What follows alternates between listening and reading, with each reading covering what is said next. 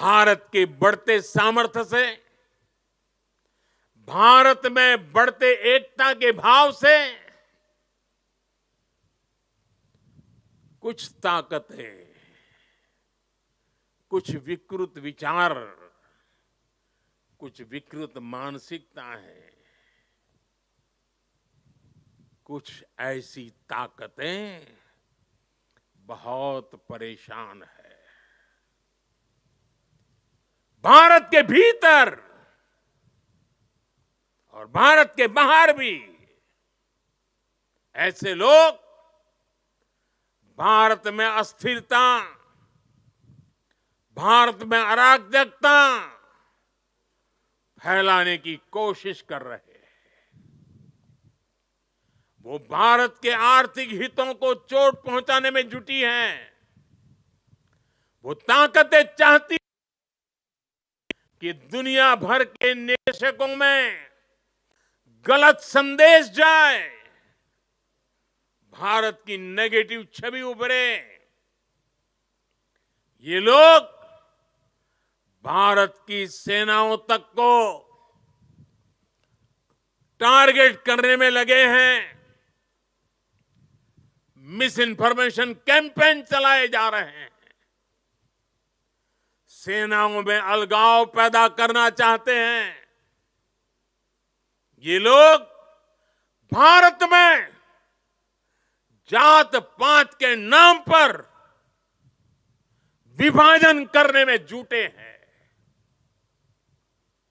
इनके हर प्रयास का एक ही मकसद है, भारत का समाज कमजोर हो, भारत की एकता कमजोर हो। ये लोग कभी नहीं चाहते कि भारत विकसित हो, क्योंकि कमजोर भारत की राजनीति, गरीब भारत की राजनीति ऐसे लोगों को सूट करती है। 5-5 दशक तक इसी गंदी घिनौनी राजनीति देश को दुर्बल करते हुए चलाई गई है। इसलिए ये लोग संविधान और लोकतंत्र का नाम लेते हुए भारत के जन जन के बीच में भारत को तोड़ने का काम कर रहे हैं। अर्बन नक्सलियों के इस गठजोड़ को, इनके गठजोड़ को हमें पहचानना ही होगा। और मेरे देशवासियों, जंगलों में पनपा नक्सलवाद, बम बंदूक से आदिवासी नौजवानों को गुमराह करने वाला नक्सलवाद जैसे जैसे समाप्त होता गया, अर्बन नक्सल का नया मॉडल उभरता गया। हमें देश को तोड़ने के सपने देखने वाले, देश को बर्बाद करने के विचार को लेकर के चलने वाले, मुंह पर जूठे नकाब पहने हुए लोगों को पहचानना होगा, उनसे मुकाबला करना ही होगा। साथियों, आज हालत ये हो गई है कि आजकल एकता की बात करना तक गुनाह बना दिया गया है। एक समय था जब हम बड़े गर्व के साथ स्कूल, कॉलेज में, घर में, बाहर सहज रूप से एकता के गीत गाते थे। जो पुराने लोग हैं उनको पता है हम क्या गीत गाते थे।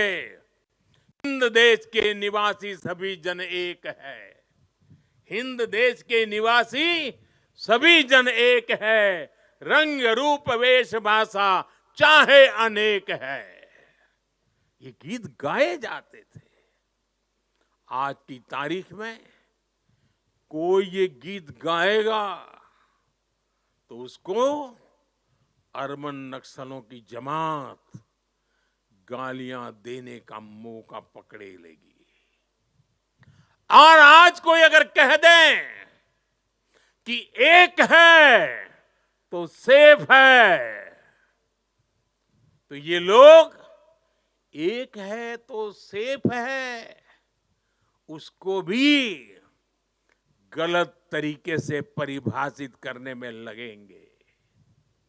जो लोग देश को तोड़ना चाहते हैं, जो लोग समाज को बांटना चाहते हैं, उन्हें देश की एकता अखर रही है। और इसलिए मेरे देशवासियों, हमें ऐसे लोगों से, ऐसी विचारों से, ऐसी प्रवृत्ति से, ऐसी वृत्ति से पहले से भी ज्यादा सावधान होने की जरूरत है। हमें सावधान रहना है। साथियों, हम सब सरदार साहब को, उनके विचारों को जीने वाले लोग हैं। सरदार साहब कहते थे, भारत का सबसे बड़ा लक्ष्य एकजुट और मजबूती से जुड़ी शक्ति बनने का होना चाहिए। हमें याद रखना है, हिंदुस्तान विविधता वाला देश है। हम विविधता को सेलिब्रेट करेंगे, तभी एकता मजबूत होगी।